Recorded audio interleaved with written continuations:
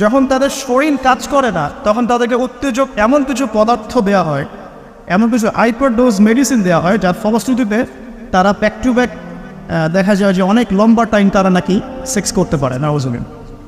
এখন পর্নোগ্রাফির সাথে পরিচিত না এমন হাজারের একজন ব্যক্তি খুঁজে পাওয়া যাবে না।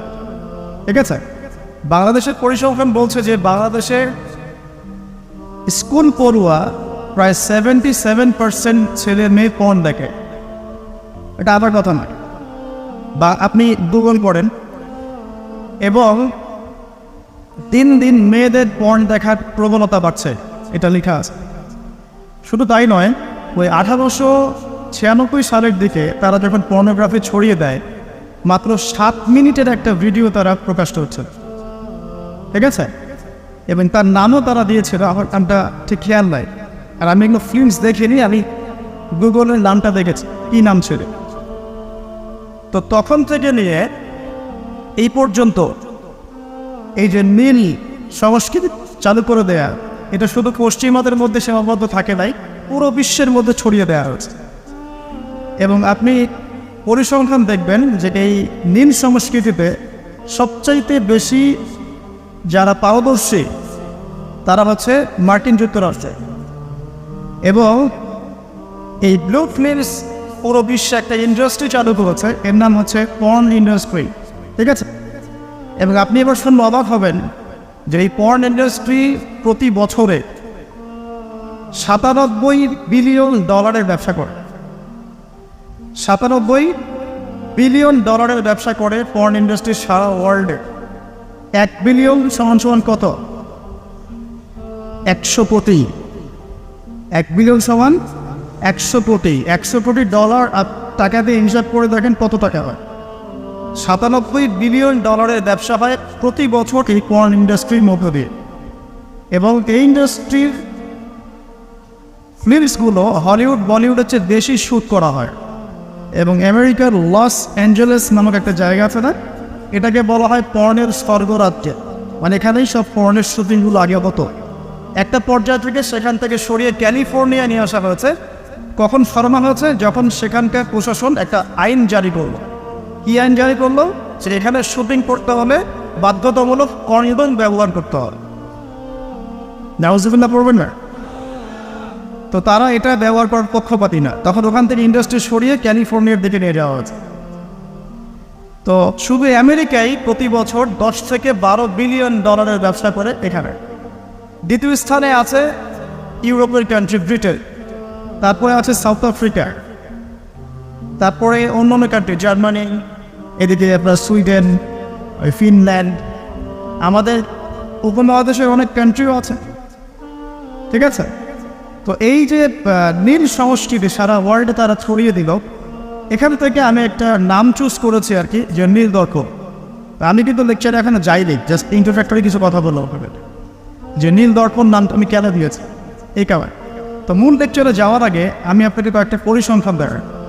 তার আগে বলে দিই যে এর ফলশ্রুতিতে শুধু যে ধর্ষণ বেড়েছে এমনটা নয়, বরং সমকামিতাও বেড়েছে।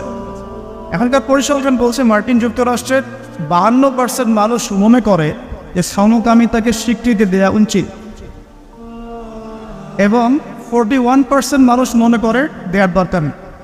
কিন্তু আইনত এটা লিগ্যালাইজড, এটা ওদের বাক স্বাধীনতা।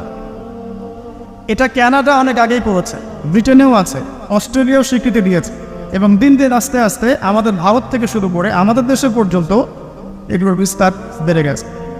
এবং তারা এখন সংগঠন তৈরি করেছে, তাদের ফ্ল্যাগ আছে, তারা অধিকারের কথা বলে, তারা স্বীকৃতি চায়। এবং পর্ন সম্পর্কে পড়তে গিয়ে আমি দেখলাম যে নর্মালি পর্নের যে ভিডিওগুলো হয় এগুলো হচ্ছে চলচ্চিত্রের মতো, জাস্ট যেমন একটা নায়ক নায়িকা শুটিং করে, গায়ক গায়িকা যেমন শুটিং করে, ঠিক এরকম করেই ফিল্মস শ্যুট করা হয়। আপনি যখন এটা সার্চ করবেন দেখবেন পর্ন ইন্ডাস্ট্রি থেকে বের হয়ে আসা কিছু ওদের কথা মতে পর্ন স্টার, তারা সাক্ষাৎকার দিয়েছে যে এই জগৎটার সম্পূর্ণটাই হচ্ছে মিথ্যা এবং ফেক। যা দেখানো হয় এটা টোটালি ফেক। এবং কোনো কোনো ক্ষেত্রে তাদেরকে বাধ্য করে জালের মধ্যে ফেলে এই ইন্ডাস্ট্রির মধ্যে অনুপ্রবেশ করানো হয়, যেখানে ওদের কোনো ইচ্ছাও থাকে। একবার জড়িয়ে গেলে কোনো মেয়ে সেখান থেকে আর বের হতে পারে না। শুধু তাই নয়, যখন তাদের শরীর কাজ করে না তখন তাদেরকে উত্তেজক এমন কিছু পদার্থ দেওয়া হয়, এমন কিছু হাইপারডোজ মেডিসিন দেওয়া হয় যার ফলশ্রুতিতে তারা ব্যাক টু ব্যাক দেখা যায় যে অনেক লম্বা টাইম তারা নাকি সেক্স করতে পারে নাউজুবিন। তো এগুলো তাদেরই কথা, এটাতে আসক্ত নয় এমন মানুষ খুঁজে পাওয়া দুষ্কর। বাংলাদেশের রিপোর্ট বলছে যে বাংলাদেশে এখনকার ইয়াং জেনারেশনের মধ্যে 92% পর্ন দেখে। কত পার্সেন্ট? 92%। এবং পর্ন যে ওয়েবসাইটগুলো আছে এগুলো এত বেশি শক্তিশালী, এগুলোকে হ্যাক পর্যন্ত করা সম্ভব নয়। 2014 সালে বাংলাদেশের গভর্নমেন্ট যে ছিল আমি জানি না, আমি আসলে এদিকে পলিটিক্সের খবর খুব একটা রাখি না, তারা 244টা পর্ন সাইটকে বন্ধ করে দিয়েছে। কিন্তু এমন একটা অ্যাক্সেস তারপরেও চালু ছিল যে অন্য থ্রু দিয়ে এগুলোতে ভিজিট করা যেত। সবচেয়ে বেশি পর্ন সাইট যেগুলোতে ভিজিট করা হয় তার মধ্যে এই সাবকন্টিনেন্ট বা ভারতবর্ষ উন্নত, ঠিক আছে? তো এগুলোর ফলশ্রুতিতে শুধু ধর্ষণ বেড়েছে এমন নয়, বরং সমকামিতাও বেড়েছে। এবং দেখা যাচ্ছে যে এখন প্রতি 10 জন মানুষের মধ্যে একজন নাকি, এটা রিপোর্ট, প্রতি 10 জনের মধ্যে নাকি একজন বিপরীত লিঙ্গের দিকে নয় বরং স্বলিঙ্গের দিকে আকর্ষিত হচ্ছে। এবং এই মহামারীগুলো দিন দিন বাড়ছে। আমি যখন লেকচার শেষ করবো তখন আপনাকে আমি কিছু হাদিস শোনাবো নবী সাল্লাল্লাহু আলাইহি ওয়াসাল্লামের এই যুগ সম্পর্কে কিছু ভবিষ্যৎবাণী। তখন আপনি মিলাতে পারবেন ইনশাআল্লাহ যে আসলে নবী সাল্লাল্লাহু আলাইহি ওয়াসাল্লাম কোন যুগটা সম্পর্কে সতর্ক বলছেন। তো মূল লেকচারে যাওয়ার আগে আমি আপনাদের কিছু পরিসংখ্যান শোনাচ্ছি, একটু মনোযোগ দিয়ে শুনুন। যে সভ্যতার কথা আমি আপনাদেরকে বললাম ওই সভ্যতার কিছু পরিসংখ্যান উল্লেখ করে আমি আপনাদেরকে লেকচারের সামনে দেখে দেবো ইনশাআল্লাহ তাআলা। একটা রিপোর্ট বলছে, এটা দৈনিক জনকণ্ঠকে ছাপানো হয়েছিল, এটা ছাপানো হয়েছিল 16 অক্টোবর 2020-এ, যে তারা ওয়ার্ল্ডের টপ 10 যে কান্ট্রিজ ধর্ষণের দিক থেকে, নারী নির্যাতনের দিক থেকে এদের একটা তালিকা তৈরি করে। এবং এই তালিকায় একটু গেস করেন কোন দেশ টপে আছে? যে বলেন, বুঝতে পারছি না, ইন্ডিয়াটা সবচেয়ে টপে আছে ইউএসএ, ঠিক আছে? আমি আপনাকে পরিসংখ্যান দেখাচ্ছি, তারপরে আমি মূল লেকচারে যাবো ইনশাআল্লাহ। যে দেখা যাচ্ছে পুরো ইউরোপের, পুরো পশ্চিমা সভ্যতা ইউরোপের যারা হচ্ছে এখনকার মধ্যবিত্ত কান্ট্রিগুলোর, উন্নয়নশীল কান্ট্রিগুলোর রোল মডেল বলি আমরা, তাই না? আমরা তো সবখানে ইউরোপ বানাতে চাই। ইভেন আমাদের দেখা যায় অনেক ক্ষেত্রে মিডল ইস্টের, মধ্যপ্রাচ্যের কোনো কোনো কান্ট্রির লিডার বলছে যে আমরা এত সালের মধ্যে মধ্যপ্রাচ্যকে ইউরোপ বানিয়ে ফেলবে, ঠিক আছে? তো আমরা ইউরোপ বানাতে চাই। তো ইউরোপের দেখা যায় যে 15 বছরের কম, পুরো ইউরোপে 15 বছরের কম 33% মেয়ে 15 বছরের আগেই কারো না কারো দ্বারা শারীরিক নির্যাতনের শিকার হয়েছে, যৌন নির্যাতনের শিকার হয়েছে। আচ্ছা, সামনে আসেন। আমাদের পার্শ্ববর্তী দেশ ভারতের কথা এসেছে এখানে, যে প্রতি 22 মিনিটে একটা করে মেয়ে ভারতের নির্যাতনের শিকার হয়, যৌন নির্যাতনের শিকার হয়। বাংলাদেশের সংখ্যাটা কত এটা আপনারা বের করবেন, আমি পরে দেখছি। শীর্ষ 10 তালিকায় প্রথমে আছে আমেরিকা, যেখানে বলা হচ্ছে যে 99% পুরুষ, 99% পুরুষ এরা উন্নত যৌন বিষয়গুলোতে আগ্রহী, ঠিক আছে? 1% পুরুষ চাচ্ছে যে ফ্যামিলি হোক, নর্মাল আমি ইসলামিক যেটা চিন্তা করি যে ফ্যামিলি হোক, বিয়ে শাদী হোক, তারপরে বাচ্চা কাচ্চা হবে, এটা তারা 1% মানুষ চায়। ফ্রি সেক্সুয়াল যে রেভলিউশন, এটাতে 99% পুরুষ বিশ্বাস করে।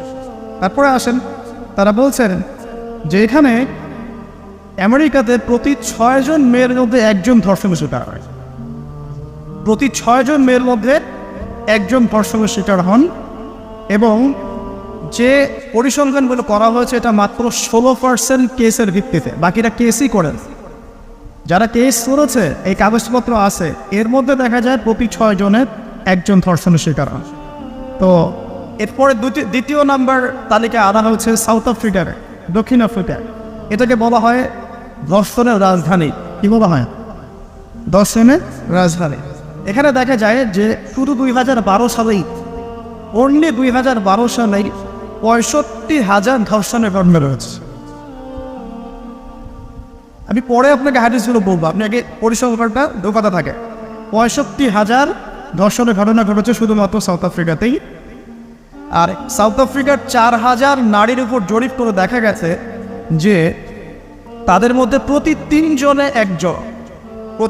জনে একজন জীবনে একবার না একবার একজন পুরুষের দ্বারা যৌন সহিংসতার শিকার হয়েছে, প্রতি 3 জনে।